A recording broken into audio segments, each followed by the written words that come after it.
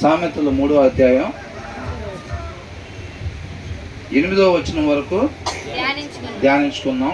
9వది ధ్యానించుకోవాలి. ఇంటికి వెళ్ళిన తర్వాత ఒకసారి జ్ఞాపకం చేసుకున్నారా? 8వ వచనాలు ఏమన్నా జ్ఞాపకం చేసుకున్నారా? నీ రాబడి అంతటిలో ప్రథమ ఫలమును నీ ఆస్తిలో భాగమును ఇచ్చి యెహోవాను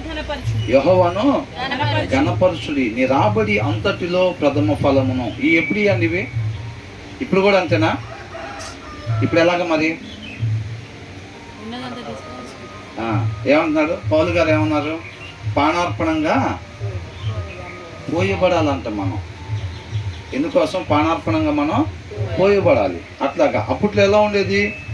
ప్రథమ ఫలాలు, దశమ భాగాలు ఇస్తే సరిపోయేది. అప్పుడు ఆజ్ఞలు కట్టడలు గైకొనటం, ఇప్పుడు ఆత్మను అనుసరించటం అన్నమాట. కాబట్టి ఏమంటున్నాడు? నీ రాబడి అంతట్లో honour the lord with your wealth. మనకు కలిగి ఉన్న సమస్తంలో నుంచి అంట దేవుని ఏం చేయాలంట? ఘనపరచాలి అని అంటున్నాడు. With the first fruits of all your crops అని అంటున్నాడు. అప్పట్లో అది ఉంది కాబట్టి వాళ్ళు ఫస్ట్ ఫ్రూట్స్. మన అయితే పానార్పణంగా ఆయన కృపను బట్టి మనకిచ్చిన ప్రతి క్షణం కూడా ఆయన నామ మహిమ కొరకు మాత్రమే దాన్ని ఉపయోగించాలి. కొత్తగా జన్మించడం అనేది దీంట్లోనే కదా, నూతన నిబంధన నుంచే కదా. కొత్తగా జన్మించినప్పుడు ఏం చేయాలంట?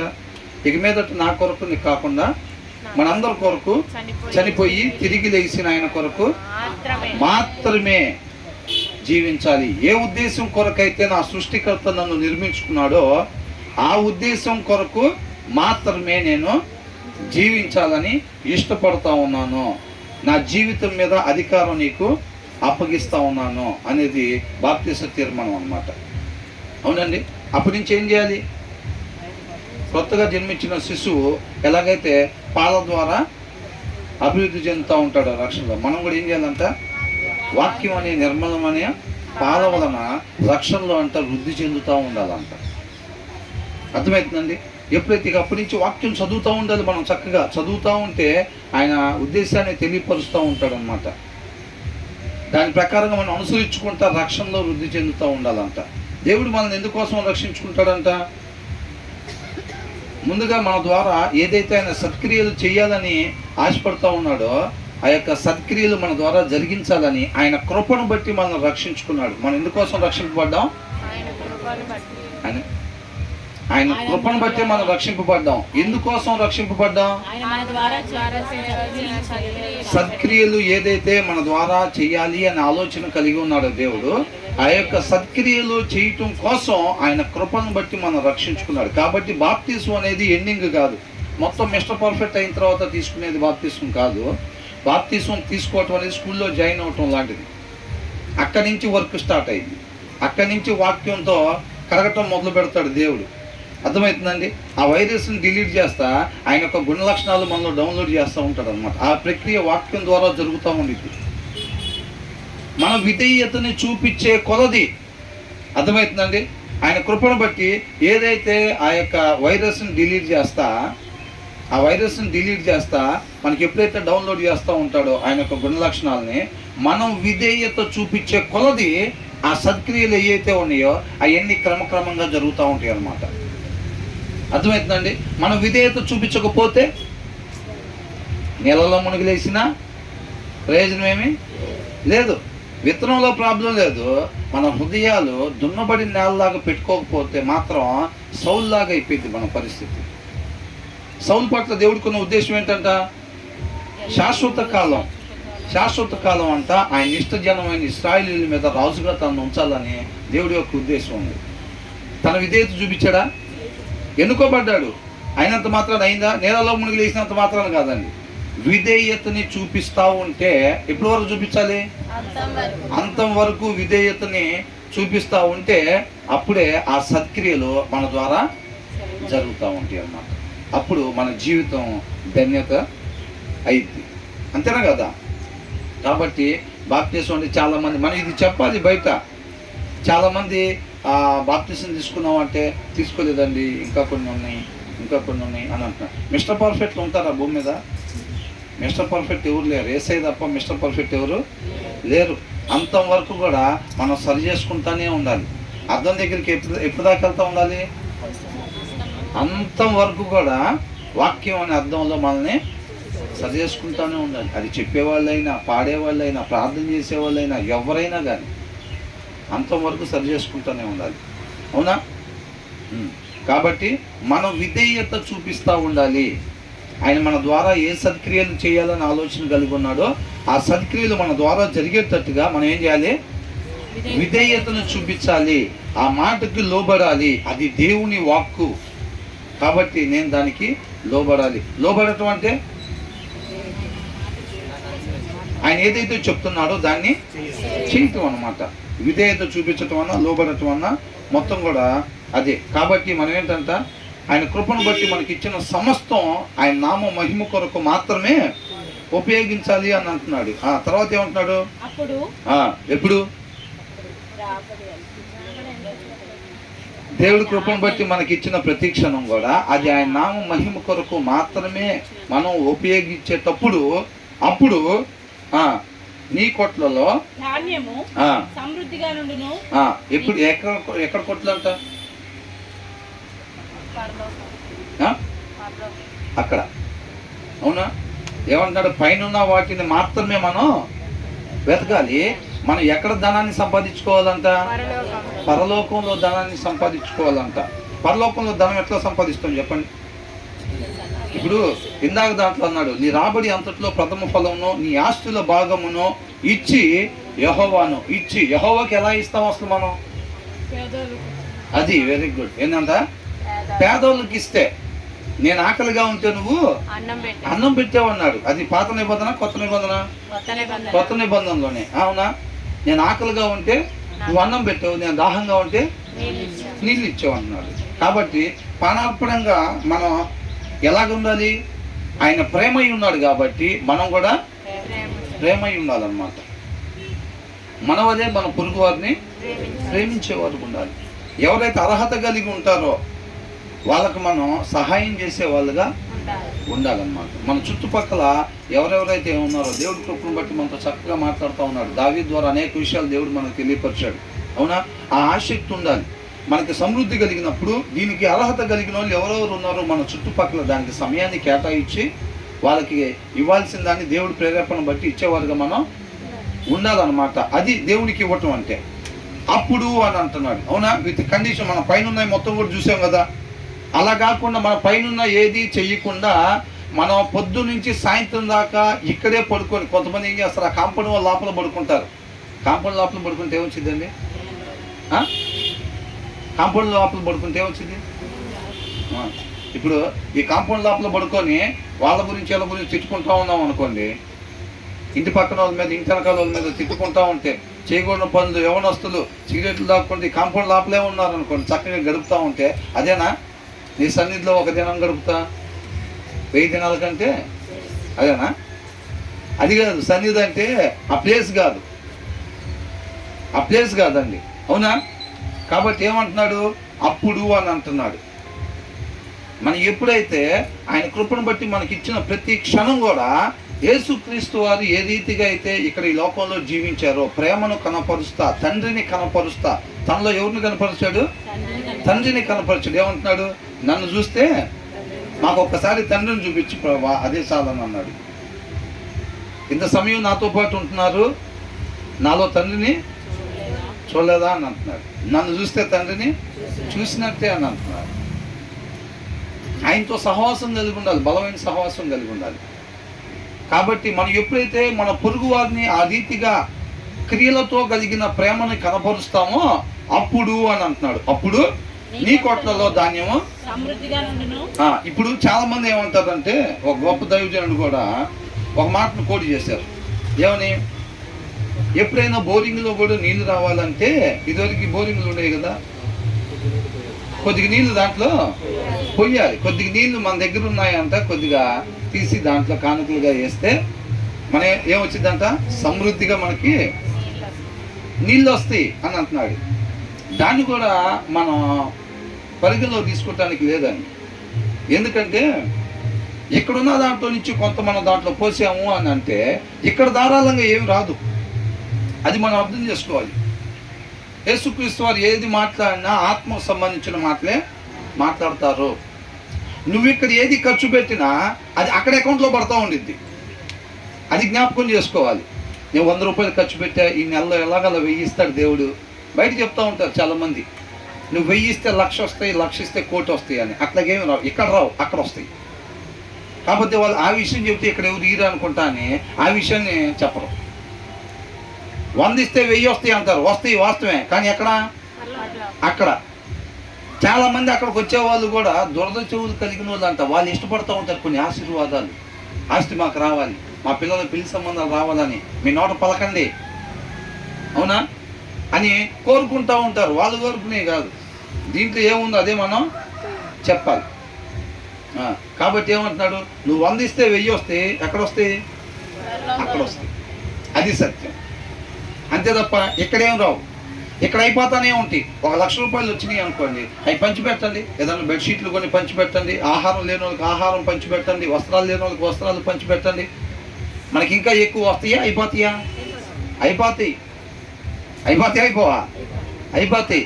కానీ ఎక్కడొచ్చినాయి? అక్కడ వచ్చినాయి, ఆ అకౌంట్లో పడినాయి.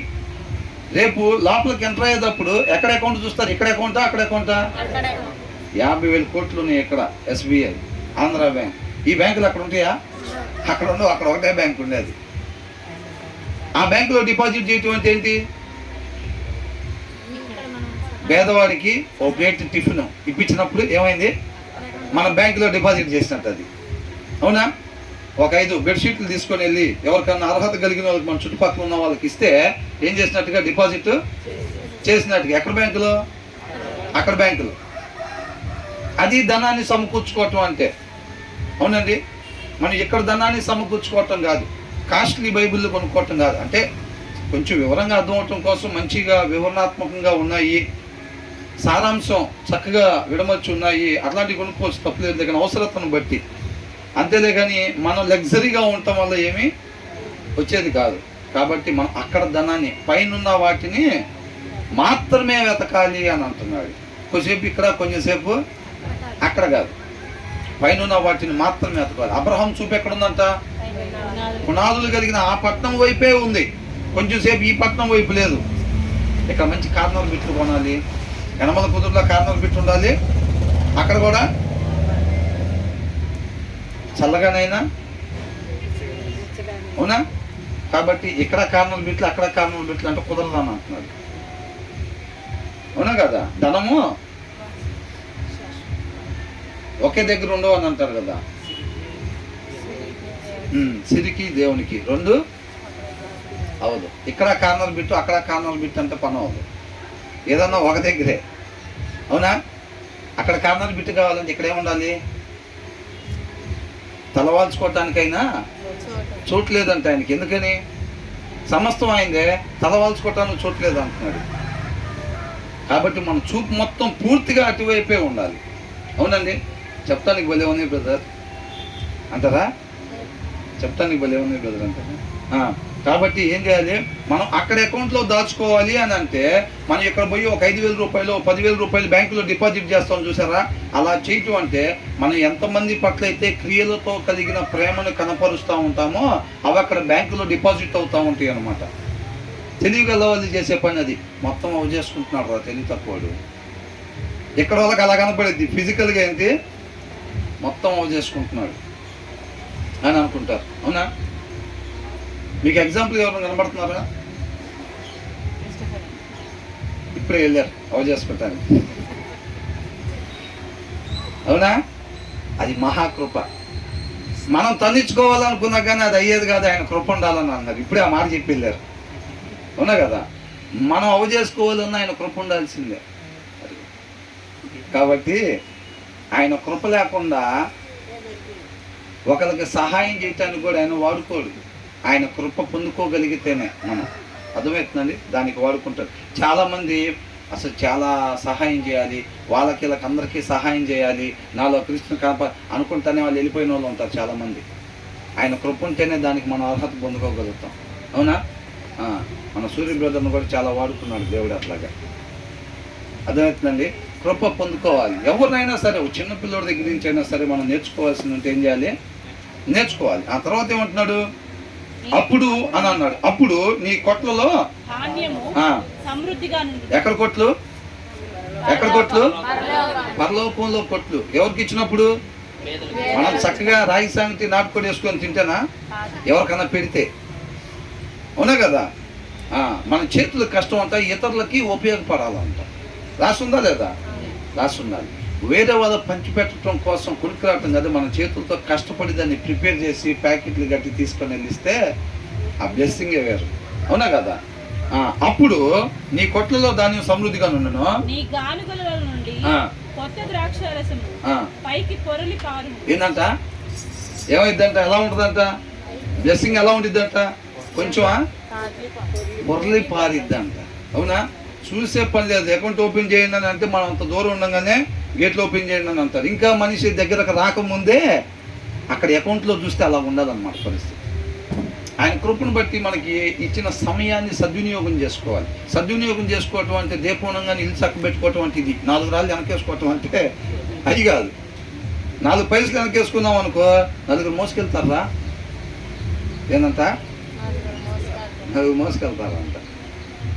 అర్థమవుతుందండి? అది సమయం ఉండగానే సద్వినియోగం చేసుకోవటం అంటే అదనమాట. ఆయన కృపను బట్టి మనకి ఇచ్చిన సమయాన్ని ఆ రీతిగా మనం ఉపయోగించినప్పుడు పొర్లి పారేటట్టుగా అక్కడ అకౌంట్లో మనకి పొర్లి పారేటట్టుగా మనం జమ చేసుకోవాలన్నమాట. అది సద్వినియోగం చేసుకోవటం అంటే సమయాన్ని. ఇక్కడ దాచుకుంటే ప్రయోజనం ఏమీ లేదు. అలా దాచుకునే వాళ్ళు ఎవరు? తెలియగల వల్ల, తెలివి తక్కువ వల్ల? తెలివి తక్కువ వాళ్ళు అన్నమాట. ఇది లోకానికి విరుద్ధంగా కనబడుతుంది కదా, లోకానికి విరుద్ధంగా కనపడుతుంది. ఎప్పుడైనా సంఘం అంతే ఉండిద్ది. ఇప్పుడు మాలా మాదిగోళ్ళు ఇప్పుడు ఎక్కడ ఉంటారు? ఊరు. సంఘం కూడా ఎలా ఉంటుందంటే లోకానికి విరుద్ధంగా క్వైట్ ఆపోజిట్గా ఉండిద్ది అనమాట. అలా లేకపోతే మన సత్యంలో లేనట్టుగా అర్థం. యేసుక్రీస్తు వారిని ఏం చేసిందంటే ఈ లోకం నన్ను వెలివేసింది కాబట్టి మిమ్మల్ని కూడా వెలివేసి, మిమ్మల్ని వెలియట్లేదు అని అంటే మీరు ఓసరు వెళ్ళిలాగుంటున్నారని అర్థం. మీరంటే నేను కూడా అండి, అవునా? మిమ్మల్ని వెలియట్లేదు లోకం అంటే ఏంటంటే అర్థం, మీరు ఓసరు వెళ్ళిలాగుంటున్నారు. బుధవారం దాని లోపలికి వెళ్తే రంగు మార్చుకుంటున్నారు, మరలా బయటికి పోయినప్పుడు రంగు మార్చుకుంటున్నారు, ఇంటికి వెళ్ళినప్పుడు అక్కడ రంగు, పని దగ్గరికి వెళ్తే అక్కడ రంగు, ఫెలోషిప్కి వస్తే ఇక్కడ రంగు. అప్పుడు మిమ్మల్ని వెళ్ళేది లోకం. కానీ రేపు నిత్య జీవంలోకి మీకైతే ప్రవేశం ఉండదని అంటున్నారు. అలా రంగులు మార్చుకుంటే ఒకటే రంగులో ఉండాలి, అది ఆత్మీయ రంగు అవ్వాలి. అప్పుడు మీకేమైందంటే లోకానికి మీరు క్వైట్ ఆపోజిట్గా ఉంటారు. మిమ్మల్ని వెలేసిన వాళ్ళకి ఎట్లా ఉంటుందో మీకు అట్లా ఉండిద్ది, కానీ ఈ రాజ్యం మీకోసమే అని అంటున్నాడు. అర్థమవుతుందండి? మనం దాన్ని గ్రాప్ చేసుకోవాలన్నమాట. దానికోసం రావాలి. ఆ ఆసక్తి మనలో డెవలప్ కావాలి. ఈ లోకంలో ఏదో ఇస్తారని చెప్పైతే మాత్రం రాకూడదు. లాజర్కి ఏమి ఇచ్చాడు ఈ లోకంలో దేవుడు? పెంకు ఒకటి ఇచ్చాడు గీక్కోడానికి, అవునా? అవునా కదా? ధనం ఇవ్వటం కష్టమా దేవుడికి? ఆరోగ్యం ఇవ్వటం, ఘనత ఇవ్వటం, పేరు గొప్పతనం ఆయన కష్టమా? కష్టం కాదు. కొంతకాలం ఉండిపోయే ఇవ్వడు దేవుడు. అర్థమవుతుందండి? మనం ఏదైతే ఆయన కృపను బట్టి మనల్ని రక్షించుకొని మన ద్వారా సత్క్రియలు, ఆయన గొప్ప ప్రణాళికలో మన జీవితం ఒక భాగం అన్నమాట. అబ్రహాంకి దేవుడు ఇచ్చిన వాగ్దానాన్ని నెరవేర్చాడా లేదా? నెరవేర్చాడు. అది అబ్రహాం చూశాడా? చూడలేదు. చూడకపోయినా నమ్మి విశ్వసించాడు. ఆయన లేకపోయినా ఇచ్చిన మాట ఏమైనా వదిలిపెట్టాడా? వదిలిపెట్టలేదు. అంటే ఒక మనిషి జీవితమేనా? జీవితం కాదు, ఆయన గొప్ప ప్రణాళికలో మనం భాగం అంతే. ఆయన ఏ ఆలోచన కలిగి ఉన్నాడో, మనల్ని ఎంతవరకు ఉంచాలనుకుంటున్నాడో అంతవరకు విధేయత కలిగి ఆయన నామాన్ని మహింపరచి మన జీవితాలు ముగించే వరకు ఉండాలి. అది ఆయన మహింపరచడం అంటే. ఆయన చెప్తుంది జరుగుతూనే ఉంటుంది. ఆయన రాజ్య స్థాపన జరిగింది. తర్వాత ఆయన నా మాట ప్రకారం ఎవరైతే ఉంటారో వాళ్ళందరూ కూడా తండ్రితో పాటు యుగాలు ఉంటారు. అది మన విధేయత చూపించినా చూపించకపోయినా అది జరిగిద్ది అంతే. అది కానీ దాంట్లో మనం ఉన్నామా లేదా చూసుకోవాలి. మనం ఆయన మాటకు లోబడి ఆయన మాట ప్రకారంగా మాత్రమే మనం ఉంటున్నట్లయితే మనం కూడా రాజ్యంలో ఉంటాం, లేకపోతే లేనట్టే. కాబట్టి నామకార్థంగా కాకుండా ఆయన ఏదైతే ఆయన కృపను బట్టి సరి చేసుకోమని చూపిస్తూ ఉన్నాడో, ఆయన పోలిక ఆయన స్వరూపం మనలోకి రావాలి అని అంటే ఏమేమైతే మనం తీసేసుకోవాల్సినవి ఉన్నాయో అవి చూపించినప్పుడు ఆయన కృపను ఆశ్రయించి వాటిని తీసేసుకోవడానికి ఇష్టపడే వారు ఉండాలన్నమాట. అవునండి. తర్వాత అందుకే అంటున్నాడు, అది పొరలి పారేటట్టుగా ఈ సమయాన్ని మనం ఉపయోగించుకోవాలి. ఆయన చేతులతో మనం నిర్మించుకున్నాడు. అట్ ద సేమ్ టైం మన ఆపోజిట్లో ఉండే పర్సన్స్ కూడా, మన ఇంటి ముందు వాళ్ళని కూడా అలాగే ఆయన నిర్మించుకున్నాడు. వాళ్ళ కొరకు కూడా ప్రాణం పెట్టాడు. వాళ్ళు కూడా తండ్రితో పాటు ఉండాలని ఆయన ఇష్టపడతా ఉన్నాడు అన్నమాట. మనలో ఏ మంచి లేకపోయినా ఆయన మనల్ని ఏ రీతిగా అయితే ప్రేమించి క్రియలతో కూడిన ప్రేమను కనపరిచాడు. ప్రాణం పెడతానన్నారా? పెట్టాడా లేదా? మనం కూడా ఏంటి, నీకు అది ఇస్తా ఇది ఇస్తా కాదు, ప్రార్థన చేస్తా కాదు, నువ్వు చేయగలిగింది క్రియారూపకంగా సహాయం చేసే వరకు ఉండాలన్నమాట మనం. అర్థమవుతుందండి. తర్వాత ఏమంటున్నాడు, నా కుమారుడా తృణీకరింపవద్దు. చాలా మంది ఏమనుకుంటారు, ఏం తప్పు చేశాను నేను, అసలు నాకే ఎందుకు వస్తున్నాయి ఇట్లాగా, నా జీవితమే ఎందుకు ఇట్లాగ అయిపోతుంది, అవునా అని అంటాడు. ఎందుకు అయిపోతుంది అని అంటే దీంట్లో రాశాడు, my son do not despise the Lord's discipline. ఆయన గద్దింపులు ఏం చేయకూడదంట, తృణీకరింపవద్దు అని అంటున్నాడు. తర్వాత ఏమంటున్నాడు, డు నాట్, ఆయన గద్దింపుకు ఏం చేయకూడదంట, విసుక్కోబాకు. మనం చూస్తేనేమో అత్తగైంది, పోయిన వారం అంతా శ్రమలు ఇబ్బందులు. అర్థమైందండి. యోబు ఏం చేశాడు, ఆయన డిసిప్లైన్ చేస్తుంటే ఏం చేశాడు, యాక్సెప్ట్ చేశాడా? యాక్సెప్ట్ చేయలా. యాక్సెప్ట్ చేయకుండా ఏమన్నాడు, నేను నీతిమంతుడిని, నాకెందుకు వచ్చిన ఈ శ్రమలు, నాకు రాకూడదు, అయినా సరే నువ్వు కావాలని రప్పించావు, నేను తప్పు చేస్తే వస్తే పర్వాలేదు, నేను తప్పు చేయకుండానే నువ్వు నాకు రప్పించావు అంటే తప్పు నీదే, ఈ విషయంలో నేను నీతో వ్యాజ్యం ఆడాలని అన్నాడు. అర్థమవుతుంది. తప్పు చేసిన వాళ్ళకే శ్రమలు రావు, సంపూర్ణతలోకి నడిపించడం కోసం కూడా శ్రమలు వస్తాయి. యేసుక్రీస్తు వారికి శ్రమలు వచ్చినాయి అంటే ఆయన అన్ని తప్పులు చేశాడా? ఎన్ని శ్రమలు వచ్చినాయి ఆయనకి, అన్ని తప్పులు చేశాడా? అట్లా కాదు, తప్పులు చేసిన వాళ్ళకి మాత్రమే శ్రమలు రావు. ఇక్కడ ఒక అద్భుతమైన మాట ఉంది కింద, ఏమంటున్నాడు, because the Lord disciplines those he loves అని అంటున్నాడు. అర్థమవుతుందండి. ఎవరికి శిక్షణ ఎలా చేస్తాడంట దేవుడు, ఎవరినైతే ఆయన ప్రేమిస్తాడో. నీకు ఇబ్బంది వచ్చిందా, దేవుడు నిన్ను ప్రేమిస్తున్నాడు అని అర్థం. అర్థమవుతుందండి. ఆయన శిక్షించేటప్పుడు ఏం చేయకూడదంట, నాకు మాట యెహోవా శిక్షను తృణీకరింపవద్దు. నీకు శిక్ష రాగానే ఏదో తప్పు చేస్తానని కూడా అనుకోకూడదు మనం ఎప్పుడు కూడా. అర్థమవుతుందండి. మనకేమొస్తాయి, మంచి చేయగలనే రాళ్ళు పూలదండల మీద వేస్తారా, ఏమేస్తారు మీద, రాళ్ళు, అవమానాలు, నిందలు, అయ్యే మన మీద వేసేది. మనం ఏం చేస్తాం, మంచి పంపిస్తే యువతలకు ఏమొచ్చినాయి, నిందలు వచ్చినాయి, అవమానాలు వచ్చినాయి. అర్థమవుతుందండి. ఆ పంపించిన మంచి అది అకౌంట్లో జమ చేయబడింది. కానీ మనం ఫిజికల్గా కనిపించే దాని వైపు కాదండి చూడాల్సింది, మన విశ్వాసంతో బతకాలి. ప్రతి విశ్వాసి కూడా కేవలం విశ్వాసంతో మాత్రమే బతకాలి. కొంతమంది ఫిజికల్గా చూసుకుంటా కొంత సమయం, మళ్ళీ కొంత విశ్వాసం కలిగి, అలా కాదు.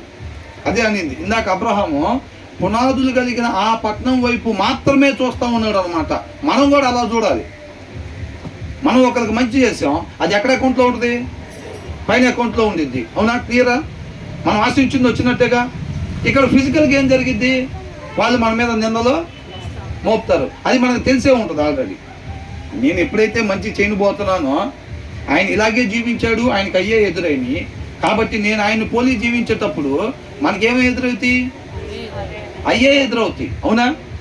మనం దానికి తెలిసి సిద్ధపాటు కలిగి ఉండాలన్నమాట. దానికి మనం కృంగిపోకూడదు. కాబట్టి నా కుమారుడు యెహోవా శిక్షను తృణీకరింపవద్దు, ఆయన గద్దింపునకు విసుగవద్దు.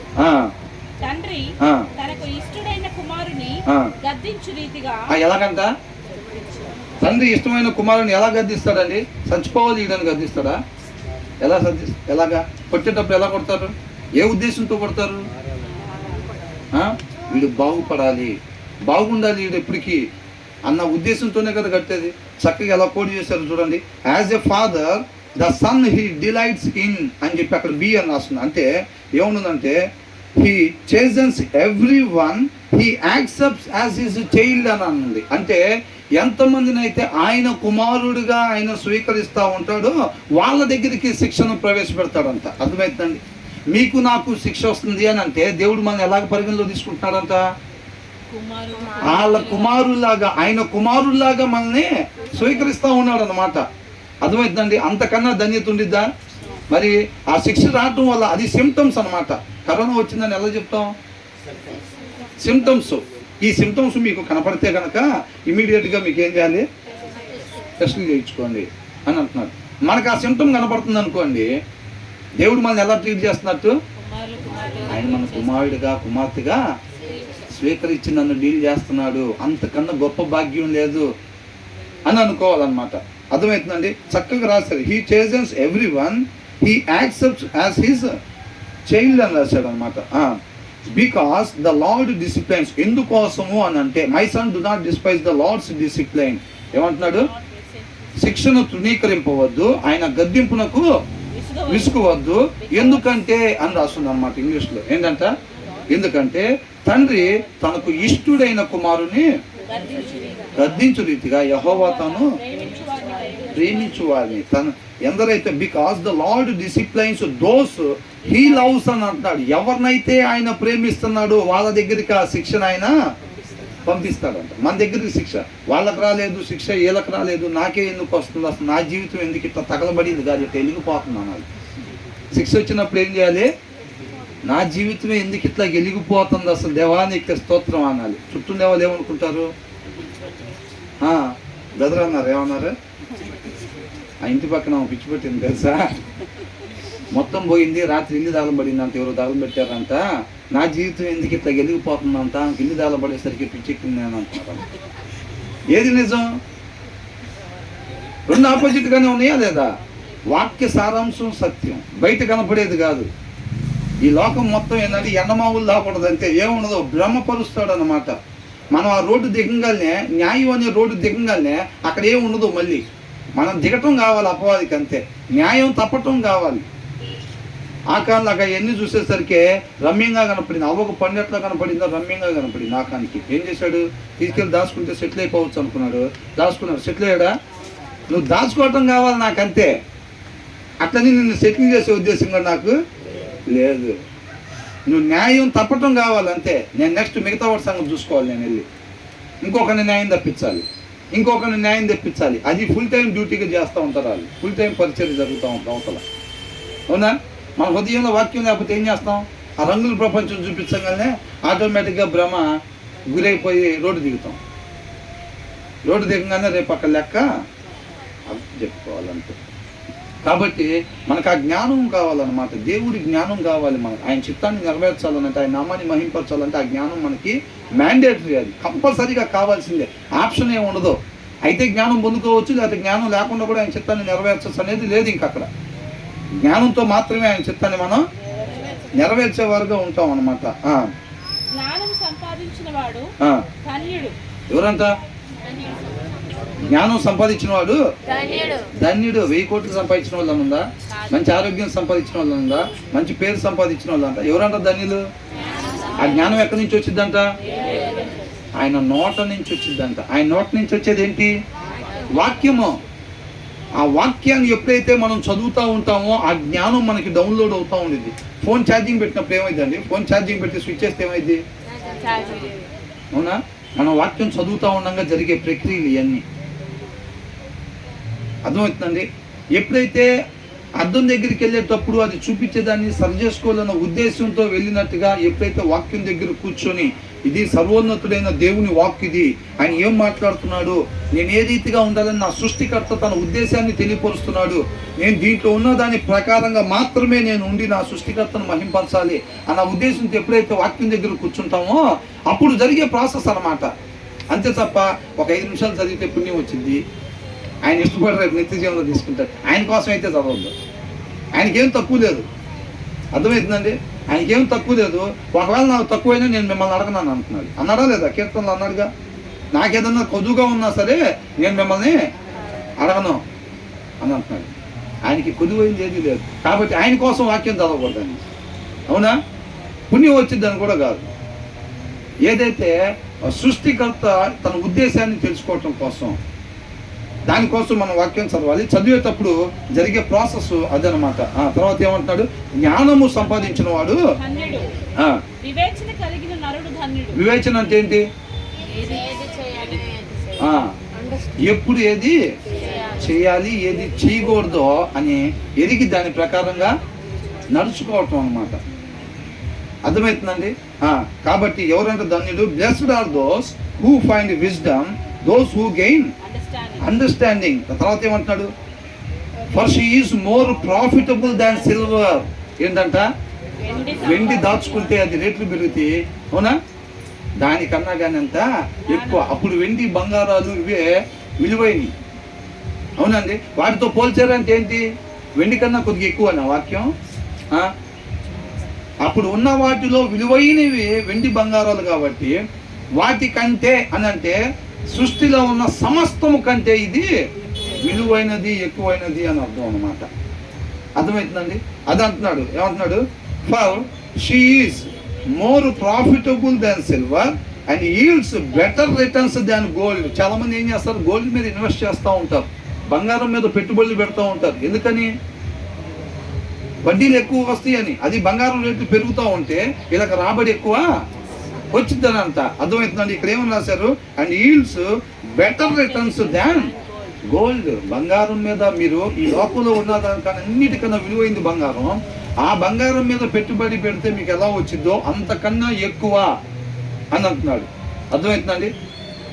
ఏది ఉంటేనంట? జ్ఞానం ఉంటే. అర్థమవుతుందండి? ఆ జ్ఞానాన్ని విడిచిపెట్టేద్దామా? అంత విలువైన దాన్ని. అది మనకి నిత్య జీవాన్ని తీసుకొచ్చేది ఆ జ్ఞానం. బంగారం ఏం తెచ్చిద్దండి? బంగారం నిత్య జీవం తెచ్చిద్దా? వెండి తెచ్చిద్దా? ఏం తెచ్చిద్ది? ప్రధానమంత్రి పదవి తెచ్చిద్దా? నిత్య జీవాన్ని. ఏది తీసుకొచ్చింది? జ్ఞానం తీసుకొచ్చింది. జ్ఞానం తీసుకొచ్చింది, అవునా? కాబట్టి తెలివైన వాళ్ళు చేసే పని ఏంటంటే ఆ జ్ఞానాన్ని సంపాదించుకోవాలి. మన దగ్గర ఉన్న సమస్తాన్ని అవసరమైతే వదులుకోవాల్సి వచ్చినా వదులుకొని ఏం చేయాలంటే జ్ఞానాన్ని తెచ్చుకోవాలి. నాకు తెలిసిన ఒక దైవజనుడు అండి 75 లక్షలు ఖర్చు పెట్టి హీబ్రూ లాంగ్వేజ్ నేర్చుకున్నారంట. అంటే మనకి ఇక్కడ ట్యూషన్ చెప్పించుకుంటాం చూసారా? ట్యూషన్ చెప్పించుకుంటాం చూసారా? అలాగా హీబ్రూ లాంగ్వేజ్ చెప్పాలి, నేర్చుకోవాలి అని అంటే అక్కడికి వెళ్ళినంట. ఇక్కడ నుంచి మన సైడ్ నుంచి వెళ్ళిన వాళ్ళే ఆస్ట్రేలియాలోనే అక్కడ ఉంటున్నారు. ఆ సైడ్ వెళ్ళినప్పుడు అక్కడ నేర్చుకోవాలి అని అంటే 75 లక్షలు ఖర్చు అయ్యింది అన్నారంటే. వాళ్ళ ఇంట్లో వాళ్ళందరూ అంటే ఇక్కడ ఉన్న చుట్టుపక్కల చుట్టాలు వాళ్ళ ఇల్లు, అదే శుభ్రంగా అక్కడ ఇల్లు కొనుక్కోండి మీరు, లేకపోతే ఇక్కడ మన దగ్గర ఇన్వెస్ట్ చేయండి, అది దాన్ని అన్నీ చెప్తున్నారంట. అక్కడికి వెళ్ళే ప్రతి ఒక్కరు జనరల్గా చేసే పనులు అయ్యే. విదేశాలు ఎందుకు వెళ్తారు? డబ్బు సంపాదించుకొని ఆ డబ్బుని మరింతగా ఎక్కువ ప్లేస్లో రాబడి వచ్చేటట్టుగా పెట్టుబడులు పెట్టుకోవడం కోసం పెడతా ఉంటారు, అవునా? అందరూ ఆ సలహా ఇస్తే ఆత్మ నడిపింపు మాత్రం ఏముందంట? అది సాటి అయిన సహకారం. అంటే ఆయన వాళ్ళ భార్యతో డిస్కషన్ చేసినప్పుడు వాళ్ళ అత్తమామలు ఏం చెప్తున్నారు, వాళ్ళ అమ్మనాన్నలు ఏం చెప్తున్నారు, వాళ్ళ చుట్టాలు ఏం చెప్తున్నారో కాదండి, మనకి ముఖ్యమైనది ఇది. యేసుక్రీస్తు వారు ఆ మందిరంలో తప్పిపోయారా? అక్కడ ఆగిపోయినప్పుడు వాళ్ళ తల్లిదండ్రులు వచ్చి నేను నీ కోసం వెతుకుతున్నాం మేము, నువ్వు ఎక్కడ ఉండిపోయావు అని అంటే నేను నా తండ్రి పని మీద ఉండాలని మీకు తెలీదా అని అన్నాడు. వాళ్ళిద్దరు ఏ పని మీద ఉన్నారంటే ఇప్పుడు తండ్రి పని మీద ఉన్నారు. వాళ్ళు విలువైన దాన్ని దాచుకుంటున్నారు. అర్థమవుతుందండి? మనకి తెలుగు నుంచి ఇంగ్లీష్కే ఇంత వేరియేషన్ కనబడుతుంటే హీబ్రూకి ఎలా ఉంటుంది? ఓల్డ్ టెస్టిమెంట్ మొత్తం హీబ్రూ లాంగ్వేజ్లోనే రాశారు. మరి అంత చక్కటి సారాంశం మనకు చక్కగా అర్థమైంది, అవునా? వాళ్ళ కష్టార్జితం అంట. వాళ్ళ అర్జెంట్కి హీబ్రూ నేర్చుకుని ఏం చేయాలి? వాళ్ళు సత్యాన్ని తెలుసుకోవాలి. ఇప్పుడు ఏమంటాం? ఆర్గానిక్ నెయ్యి అండి, స్వచ్ఛమైన నెయ్యి, కల్తీ లేదు పాలు అంటాం. వాళ్ళకి ఏం కావాలని కోరుకుంటున్నారు? వాళ్ళు ఆర్గానిక్ ఫుడ్ కాదు, వాళ్ళు ఆర్గానిక్ స్పిరిచువల్ ఫుడ్ కావాలని కోరుకుంటున్నారు. వాళ్ళు స్వచ్ఛమైన వాక్యం మాకు కావాలి. ఏదో తెలుగులో ఉందాం సర్దుకోవటం కాదు, సరిపెట్టుకోవటం కాదు, ఇంగ్లీష్లో సరిపెట్టుకోవటం కాదు. అవకాశం ఉంది కాబట్టి స్వచ్ఛమైన దాన్ని ఇంకా ఆత్మ నడిపింపుని బట్టి నేర్చుకొని వాళ్ళ చేతుల్లో కష్టం 75 లక్షలు ఎవరిస్తారండి? వాళ్ళకి కష్టపడాలి కాదు. వాళ్ళ కష్టపడిన ఆ డబ్బులతో వాళ్ళు నేర్చుకొని అనేక మందికి చెప్పటానికి ఆ సత్యాన్ని, ఆ ప్యూరిటీని అందించాలి. ఆ ప్యూరిటీని ట్రాన్స్లేషన్స్లో మిస్ అయింది ఏదైతే ఉందో దాన్ని మనం మిగతా వాళ్ళకి అందించాలి. ఆ సమృద్ధిని దేవుడు నాకు దయచేశాడు, ఆ కృపను నాకు దయచేశాడు అని చెప్పి వాళ్ళు భావించుకొని ఇద్దరు కూడా ఈ లోకంలో ఘనత వచ్చిద్దా? అవునా? ఒక 100 రూపాయలు ఇస్తే టమాటాలు వస్తాయి. నాకు హీబ్రూ లాంగ్వేజ్ వచ్చంటే వస్తాయా? బియ్యం రావు. ఈ లోకంలో వాళ్ళు ఏం లేని వాళ్ళుగానే ఉంటారు, కాకపోతే ఆత్మీయంగా ఎలా ఉంటారు? ధన్యులుగా ఉంటారు వాళ్ళు. అవునా? మాటలు చెప్పటం, మాట్లాడుకోవటం కాదు. చీటీ పాడక ముందు మాటలు బాగానే ఉంటాయి అంతా. ఏమని వస్తే బైబిల్ కొన్ని పంచిపెట్టాలి, మనం వస్త్రాలు పంచిపెట్టాలి, మన ఫెలోషిప్లు పేదవాళ్ళు ఉన్నారు పంచిపెట్టాలి, లేకపోతే మిగతా వాళ్ళకి ఇట్లా ఆహారం అంతా బాగానే ఉంటుంది. ఇక చీటీ రేపే పాడేదని అనగానే అప్పుడు కూర్చుంటారు చూసారా సిట్టింగ్, భార్యాభర్తలు ఇద్దరు. అది ఇంపార్టెంట్. అప్పుడు మొత్తం మారిపోయింది సీను. మనం ఏదైతే అనుకున్నామో దాన్ని యాస్టీజ్గా చేద్దాం, కానీ ఈ చీటీలో కాదు. ఏంటంట? అప్పురేపు చీటీలో చేద్దాం ఇవన్నీ. ఇప్పుడు మాత్రం ప్రస్తుతానికి ఏమనుకుంటున్నాం, ఇక్కడ ఉంటాయి కదా మన స్వబుద్ధిని ఆధారం చేసుకొని లలిత జ్యువెలరీ అంటున్నారు. అవునా? ఉన్నది యథార్థంగా చెప్పాలండి, అది కూడా గొప్పతనం. అది అవునా? ప్రస్తుతానికైతే ఈ చీటీ వరకు లలిత జ్యువెలరీకి వెళ్ళిపోయి వచ్చే చీటీకి యాస్టీజ్గా లిస్ట్ అయితే జాగ్రత్తగా పెట్టు. ఇద్దరు అననీయ సభ్యుల లాగా. అవునా? ఇద్దరు అట్లా పెట్టుకుంటారు. కాబట్టి ఇక్కడ ఏమంటున్నాడు? జ్ఞానము సంపాదించిన వాడు ధన్యుడు, వివేచన కలిగిన నరుడు ధన్యుడు. వెండి సంపాదించుట కంటే ఏంటంట? వెండి సంపాదించే దానికన్నా తర్వాత అపరంజి సంపాదించుట కంటే జ్ఞాన లాభము నందుట మేలు. కాబట్టి ఏమని అంటున్నాడు? వాటితో ఎందుకు పోల్చారు అనుకున్నాం? అప్పుడు వాళ్ళున్న సిచ్యువేషన్స్ లో అవే విలువైనవి, ఈ భూమి మీద ఉండే వాటిలో అవే విలువైనవి. కాబట్టి వాటి కంటే, అంటే సమస్తము, ఈ సృష్టిలో ఉన్న సమస్తము కంటే విలువైనది జ్ఞానము, వివేచన. వాటిని సంపాదించుకోండి నా కుమారుడా. అవి నీకు అవసరం. యుద్ధానికి పంపించే వాళ్ళకి ఏం చేస్తారు? డాలు, కత్తి ఇవి ఇస్తారా లేదా? ఒక విశ్వాస జీవితానికి చక్కగా నిజమైన విశ్వాసగా జీవించాలంటే ఈ అవసరం. నామకార్థ విశ్వాసానికి ఈ అవసరం లేదండి. అవునా? నామకార్థంగా జీవించాలనుకుంటున్నామండి మేము, ఆ ముసుగేసుకొని ఈ లోకంలో బతుకుదాం అనుకుంటున్నామంటే ఈ ఆయుధాలతో పనేం లేదు. నిజంగా నిత్య జీవానికి మేము యాత్రికుని ప్రయాణం లాగా. ఏంటి యాత్రికుని ప్రయాణం? జాన్ బనియన్ గారు రాశారు కదా, తెలుసు కదా. అలా నిజంగా మేము విశ్వాసిగా బ్రతుకుదాము, యాత్రికుని ప్రయాణం చేద్దాము అని అనుకుంటే ఈ ఆయుధాలు అవసరం అన్నమాట. యుద్ధానికి వెళ్ళే వాళ్ళకి కత్తి, డాలు ఎలాగైతే ఇస్తారో వాళ్ళకి ఏం కావాలంటే జ్ఞానము, వివేచన. ఇటు చూడాలని ఇంకా జ్ఞానము, వివేచన, ఈ 2 ఆయుధాలు ధరించుకుంటేనే ఆ విశ్వాస పోరాటంలో మనం గెలుపును పొందుకుంటాము. అర్థమవుతుందండి? లేకపోతే ఏమైతే జ్ఞానం లేకుండా విశ్వాసగా పోదాం అనుకుంటే పడిపోతాం. వివేచన, ఎప్పుడు ఏం చేయాలో తెలియకపోతే మనం ఏమవుతాం? పడిపోతాం. తర్వాత ఏమంటున్నాడు? వెండి సంపాదించుట కంటే జ్ఞానం సంపాదించుట మేలు, అపరంజి సంపాదించుట కంటే జ్ఞాన లాభం నందుట మేలు, పగడముల కంటే అది ప్రియమైనది. దేనికంటే అంట? She is more precious than rubies అని అంట. ఇంకా విలువైనవి. అర్థమవుతుందండి? ఇంకా విలువైనవి అంట. వాటికి పగడాల కంటే కూడా ఏం సంపాదించుకోవటం అంట? మనం ఏం చేస్తాం? దాన్ని ఊర కలమారలో పెట్టి మట్టిగడ్డలు ఏరుకుంటూ ఉంటాం. ఎవరన్నా బియ్యం పడేసి మట్టిగడ్డలు ఏరుకుంటారండి? నామకార్థ క్రైస్తవులు ఏరుకుంటారు అట్లా. తెలుసా? ఏం చేస్తారు?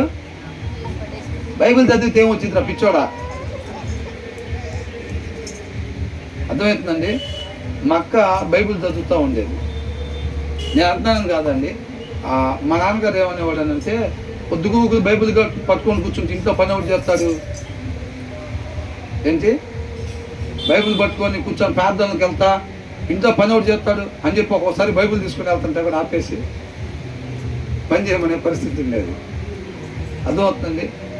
అంటే కాకపోతే మమ్మల్ని పంపించింది కూడా వాళ్ళే, సండే స్కూల్కి పంపించి నేర్పించి. కొన్ని సమయాల్లో అలా ఉండేదన్నమాట. ఇప్పుడు బియ్యం పడేసి మట్టిగడ్డలు ఏరుకుంటున్నారు అనుకోండి, వాళ్ళు ఏమంటారు?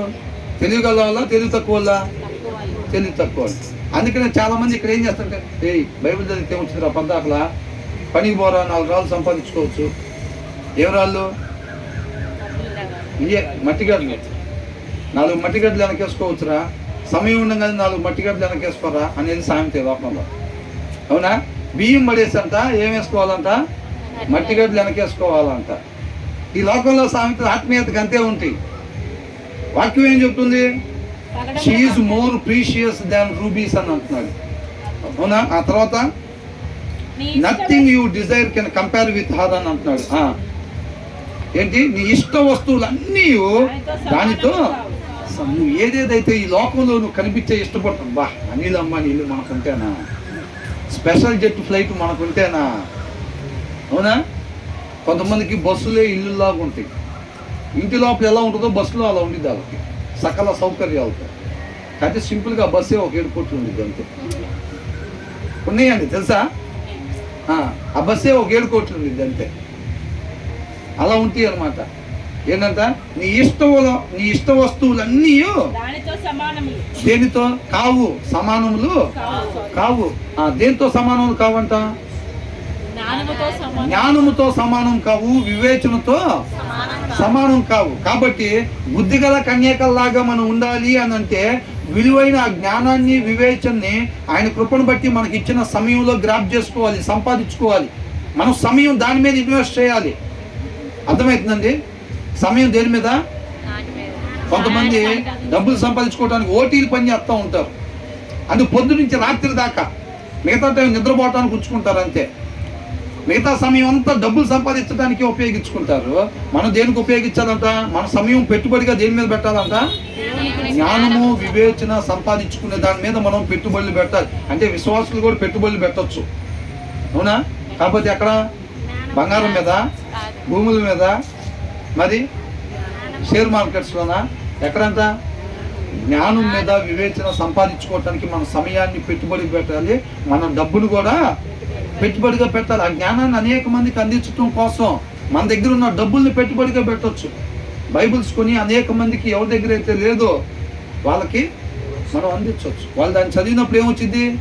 ఆ జ్ఞానం వచ్చింది అనమాట. అనేక మందికి దేవుడు మనకి ఇచ్చిన నడిపింపును బట్టి ఆ మార్గంలో మనం అనేక మందిని ఆత్మీయంగా బలపరిచేవారుగా ఉండాలి. తర్వాత ఏమంటున్నాడు? బా, ఏముందంట? ఓరకనే కాదంట సంపాదించుకోమనేది. పగడాలు తీసుకొస్తాయా? బంగారం తెచ్చిద్దా? వెండి తెచ్చిద్దా?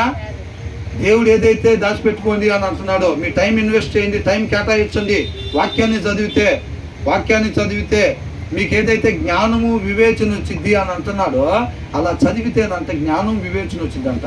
ఆ జ్ఞానం, వివేచన ఏం తీసుకొచ్చి ఇచ్చిద్దంట? దాని కుడి చేతులు ఏముంది? దీర్ఘాయువు అంటే ఎవర్ లాస్టింగ్ లైఫ్. అవునా?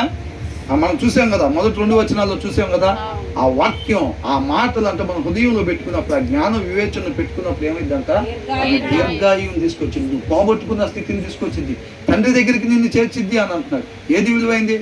వెండి దాచుకుందామా? బంగారం, పగడాలు, జ్ఞానం? జ్ఞానం దాచుకోవాలి, వివేచన దాచుకోవాలి. జ్ఞానం, వివేచన దాచుకోవాలన్నమాట. ఎక్కడి నుంచి వస్తాయి అయ్యి? వాక్యం, దేవుని వాక్యం చదవాలి. ఆయన నోట నుంచి వచ్చిద్దంట జ్ఞానం. అంటే ఆయన నోట నుంచి వచ్చేది వాక్యం. ఆ వాక్యాన్ని ధ్యానించేటప్పుడు మనకు ఆ జ్ఞానం వచ్చింది అనమాట. ఆ జ్ఞానం లేకపోతే మన పని విశ్వాసి పోరాటం వ్యర్థమే, ఆ జ్ఞానం లేకుండా. కాబట్టి తర్వాత ఏమంటున్నాడు? దాని ఎడమ చేతిలో ఏమని అంట?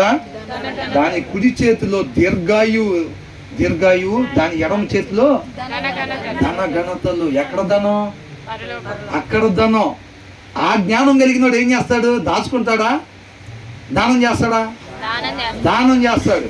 అర్థమవుతుందండి? ఆ దేవుడి జ్ఞానం కలిగినోడు ఏం చేస్తాడంటే ఆ ప్రేమ చూపిస్తాడు, క్రియలో కలిగిన ప్రేమ. ఆ దానం చేసినప్పుడు అది ఏం చేసిద్ది? అక్కడ ధనాన్ని సమకూర్చిద్ది.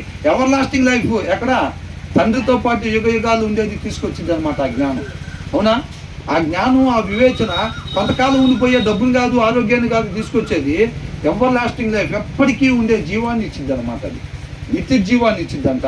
అక్కడ మనకి ధనాన్ని సమకూర్చింది, అక్కడ ఘనతను మనకి ఇచ్చింది. ఇక్కడ ఘనత ఎంతకాలం ఉండిద్దండి? ఎమ్మెల్యే అయితే ఎంతకాలం? 5 సంవత్సరాలు. ప్రధానమంత్రి అయితే 5 సంవత్సరాలు. అమెరికా అధ్యక్షుడు అయితే 5 సంవత్సరాలు. ఇక అంతకన్నా పెద్దది లేదు. అవి కూడా అంతే. అవునా? కాబట్టి శాశ్వతంగా ఉండే ఘనతను తీసుకొచ్చింది అనమాట. కాబట్టి ఒక తెలివైన విశ్వాసం ఏం చేస్తాడంటే శాశ్వతమైన దాని కొరకే ఎదురు చూస్తూ ఉంటాడు. అర్థమవుతుందండి? తెలివైన విశ్వాసం ఏం చేస్తాడు?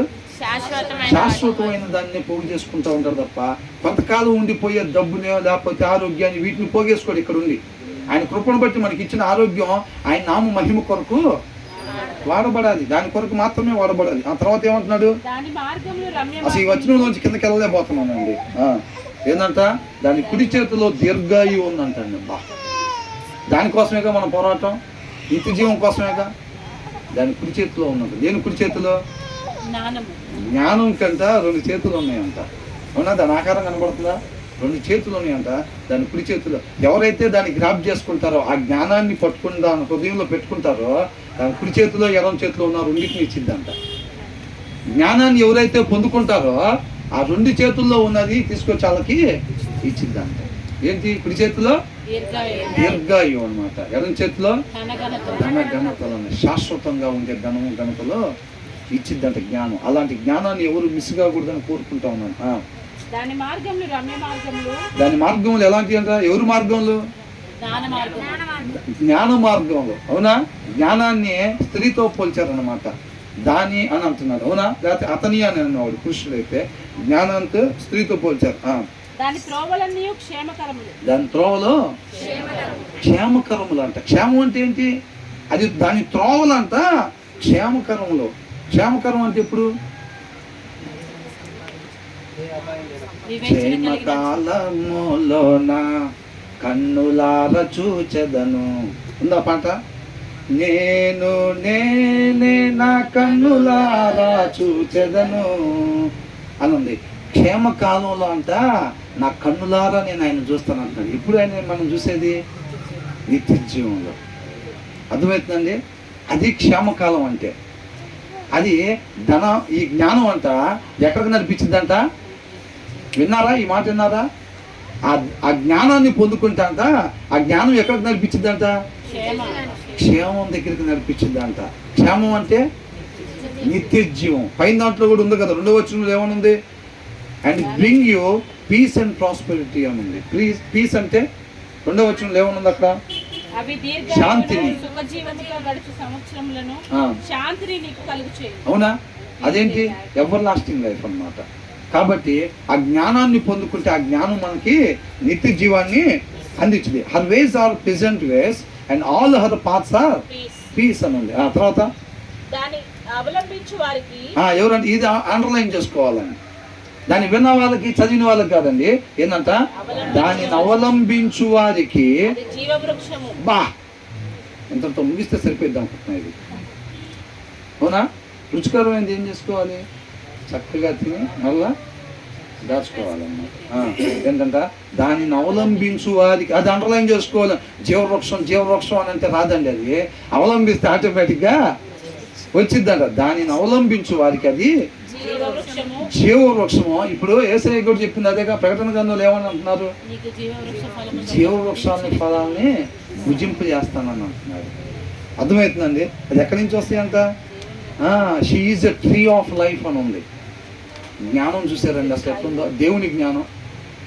దానియేలుకి, షద్రక్, మేషక్, అబేద్నెగోలకి ఆ జ్ఞానం ఎక్కడి నుంచి వచ్చిందంట? దేవుని దగ్గర బానిసలుగా తీసుకొచ్చిన వాళ్ళకంటే దేవుడు ఆ జ్ఞానం ఇవ్వటం వలన ఆయన దగ్గర ఉన్న అందరికన్నా నెబుకద్నెజర్ అని అంటే ఇప్పుడు మనకున్న అమెరికా లాంటిది. అమెరికాలో ఉండే సైంటిస్టులు వేరే దగ్గర కనపడరు. మరి ఇప్పుడు అలాంటి వాళ్ళని, అంతమంది ప్రపంచవ్యాప్తంగా ఉన్న జ్ఞానవంతుల్ని అక్కడికి చేర్చుకుంటారు నెబుకద్నెజర్ దగ్గరికి. వాళ్ళకంటే జ్ఞానం కలిగి ఉన్నారంటే వీళ్ళు. అర్థమవుతుందండి? వీళ్ళకి ఎక్కడి నుంచి వచ్చిందని రాయబడి ఉంది. దేవుడు వారికి ఆ జ్ఞానాన్ని ఇచ్చాడు కాబట్టి వాళ్ళంతటి జ్ఞానవంతులుగా అయ్యారు అని చెప్పి రాస్తుంది దాంట్లో, దానియేలు గ్రంథంలో. అర్థమవుతుందండి? ఆ జ్ఞానం అంత విలువైందంట. ఆ జ్ఞానం ఎక్కడి నుంచి వచ్చిందంట? వాక్యం చదువుతూ ఉంటే వచ్చింది. ఆయన నోట నుంచి వచ్చింది వాక్యం. ఆ వాక్యం చదువుతూ ఉంటే ఆ జ్ఞానాన్ని మనం పొందుకుంటాం. She is a tree of life అని అంట. దాన్ని అవలంబించు వారికి అది జీవవృక్షము. అవలంబించకపోతే పాటలు పాడినా, ప్రార్థన చేస్తే చాలాసేపు, వాక్యం చెబితే, వాక్యం వింటే, అవలంబిస్తే వచ్చింది. ఏమొచ్చింది? జీవవృక్ష ఫలాలంట. ఆ పక్కనే జీవవృక్ష ఫలం ఉందంట. దాన్ని తినకుండా ఏం తినాలంట? మంచి చెట్లను తెలియజేస్తే అది. మన సొంత బుద్ధిని ఎప్పుడైతే ఆధారం చేసుకుంటామో పక్కనే ఉన్న జీవవృక్ష ఫలాలు కూడా మనకు కనపడవు. అర్థమైందండి? అప్పుడు దాకా అన్నీ బాగానే కనపడుతున్నాయి. ఓకే, ఎప్పుడైతే తన సొంత ఇష్టాన్ని నెరవేర్చుకోవాలనుకుందో పక్కనే ఉన్న జీవవృక్ష ఫలం ఆమెకి కనపడలేదు. ఉందా లేదా? ఏదైనా తోటలు ఏమేమి ఉన్నాయి? ఆ ఏదైనా తోటలో దేవుడు ఉండే ప్రదేశంలో తూర్పునంట, దేవుడు ఉండే ప్రదేశంలో తూర్పున ఏదైనా తోట వేసుకున్నాడంట. వా, అప్పట్లో రాజులు ఎలా ఉండేవాళ్ళు? ఖచ్చితంగా తోట. మేము దేవుడి కృపను బట్టి అనేక ప్రదేశాలకు చూడటానికి వెళ్ళాం, టూరిస్ట్ ప్లేసులుగా. అక్కడ మంచి మంచి కోటలు ఉన్నాయి. ఇప్పుడు మనకి ఇక్కడ కూడా ఉంది, విజయవాడలో కూడా కొండపల్లి కోట.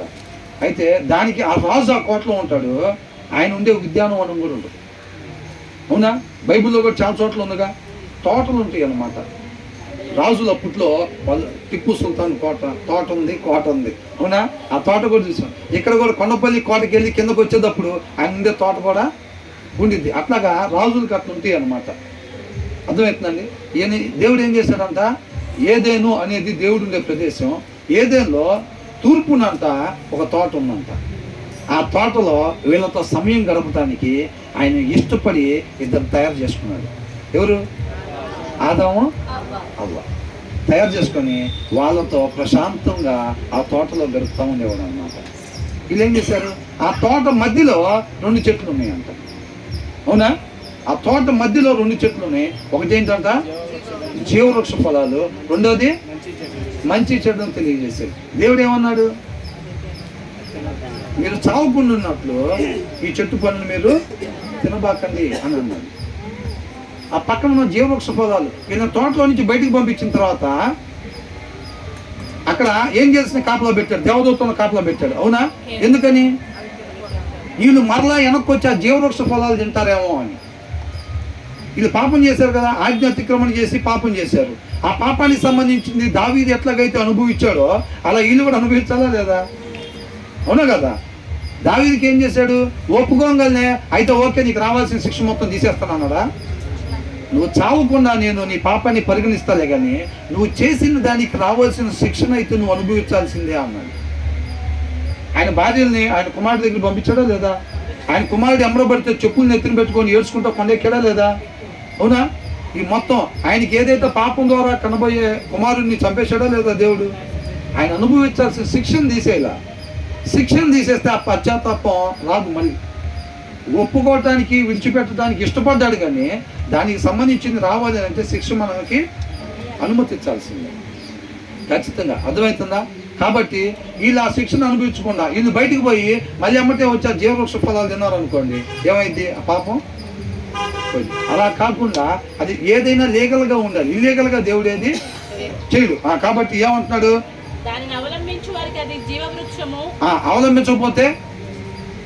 అవలంబించకపోతే ఆ జ్ఞానాన్ని అనుసరించి నడుచుకోకపోతే నిత్య జీవం లేదు.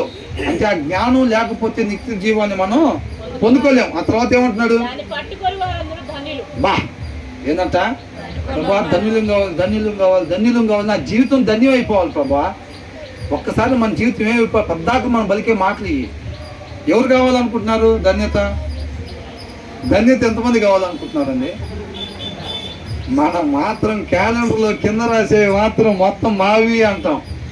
ఏంటంట, క్యాలెండర్లో కింద రాసే మొత్తం మాయి ఒక్కసారి కోరుకుంటాం అంతే. దేవుడు వచ్చి నీకేం కావాలి బిడ్డ అంటే అందరు క్యాలెండర్లో కింద ఏదైతే రాసి ఉంటుందో అవి మొత్తం మాకు రావాలి ప్రభా. మరి కుమారుడా పైన ఉన్న వాటిని అవి అయితే నేను చేయలేను ప్రభా.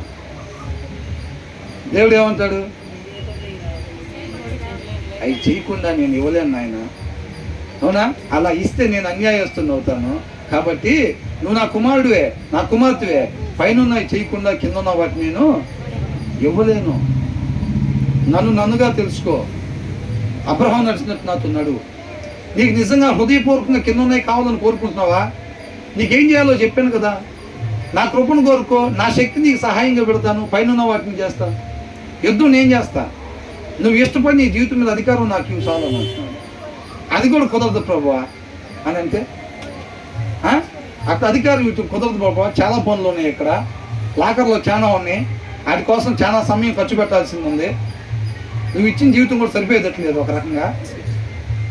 అవునా? అట్లా అయిపోతే ఏం చేస్తాడా దేవుడు? ఇల్లీగల్గా ఏమీ చేయడు. ఎవరన్నా కానీ సౌలుని ఇష్టపడలేదా? ఇష్టపడ్డారు. అంతమందిలో సౌలుని ఎన్నుకున్నాడు. అవునా? సౌలు కూడా ఫస్ట్లో మామూలు కూడా కాదండి. ఎంత తగ్గింపు స్వభావం అంటే నేను దానికి అర్హుణ్ణి కాదన్నాను. నేను దానికి అర్హుణ్ణి కాదని చెప్పి ఎన్నుకునేటప్పుడు పోయి సామాన్లో దాక్కున్నాడు. నేను చేయలేను. సర్వోన్నతుడైన దేవుని జనమైన వాళ్ళని పరిపాలన చేయటం అంటే నేను అంతటోని కాదు అని చెప్పి దాక్కున్నాడు.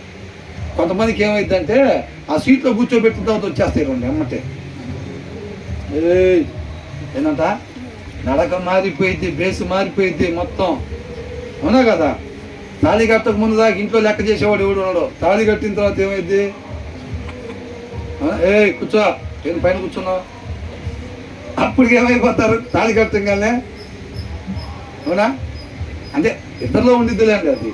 అది వాక్యంలో చూస్తే సరి చేసుకోవటమే అందరం మనం. కాబట్టి ఏమంటున్నాడు? దానిని అవలంబించు వారికి అది జీవవృక్షము, దాన్ని పట్టుకుని వారందరూ ధన్యులు. ఎంతమంది ఇష్టపడుతున్నారు పట్టుకుందామని? ఎంతమంది ఇష్టపడు? నిజమేనా? అవునా? మరి జ్ఞానం కలిగి ఉండాలంటే ఏమేం కావాలో చెప్తున్నారు కదా పైన. తర్వాత ఏమంటున్నాడు? ఆ జ్ఞానంతో ఏం చేసుకుంటామని జ్ఞానం అంటున్నారు. సరే అది పట్టుకుంటే అట్లుంటుంది. ఏం చేసుకుంటాను దాన్ని తీసుకొచ్చి? రాత్రి మా వాడు ఏదో వీడియో చూపెడుతున్నారు. ఇంత ఉంటుందంట అదేదో అమెరికా దేశం లాంటి 2 ఉన్నాయంట. అది దాని మీద వేస్తే 2 బ్లాస్ట్ అయిపోతాయి అంట. ఏంటది? యాంటీ మ్యాటర్ అంటే ఏదో ఇంత ఉంటుందంట. వీడియోలో చూపెడుతున్నాను. అర్థమైందండి? ఆ జ్ఞానం ఏం చేసిద్దంట?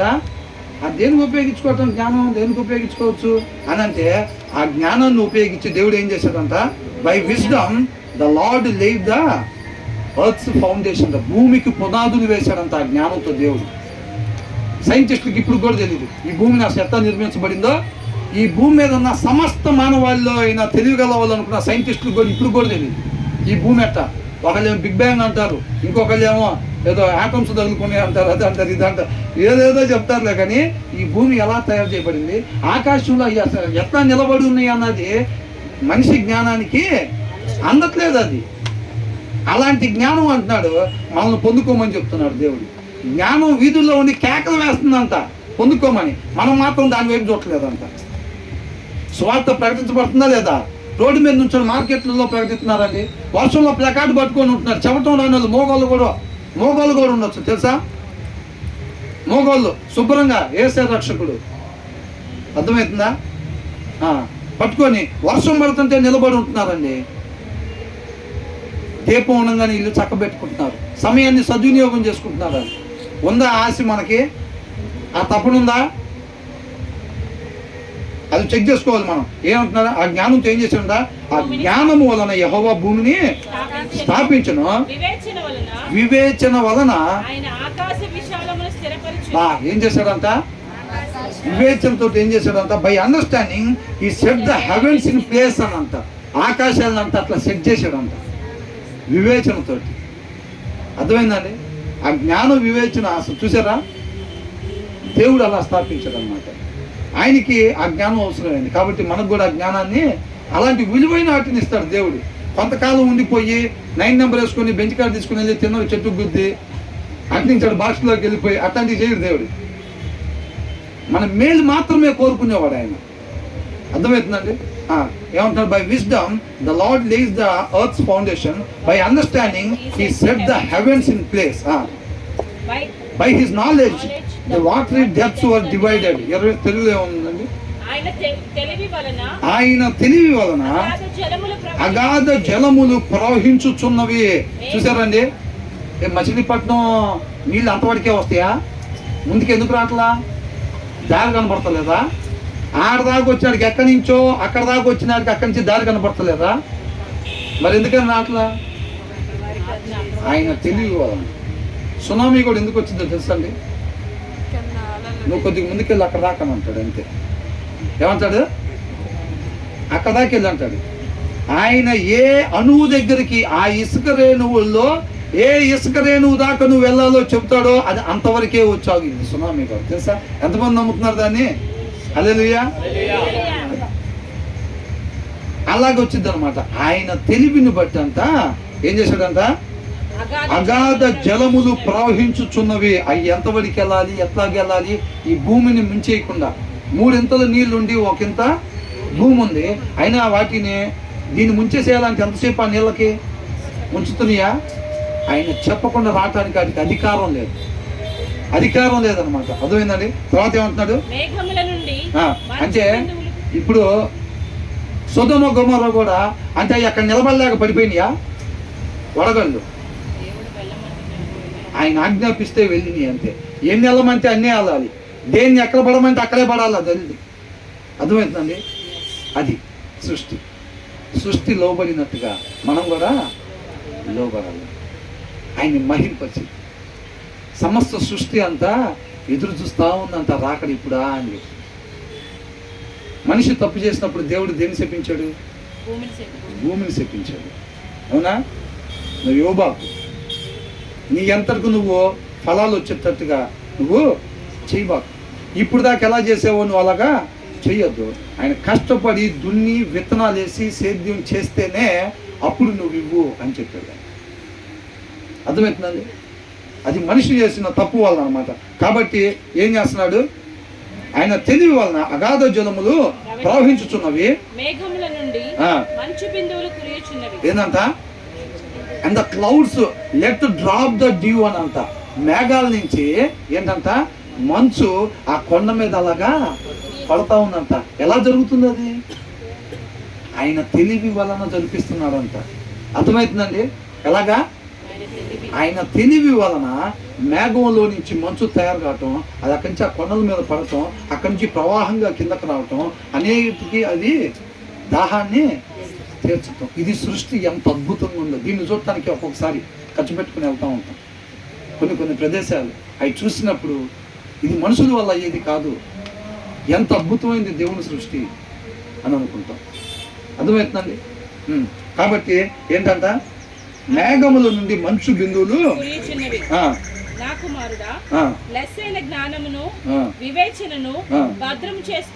భద్రం చేసుకోండి.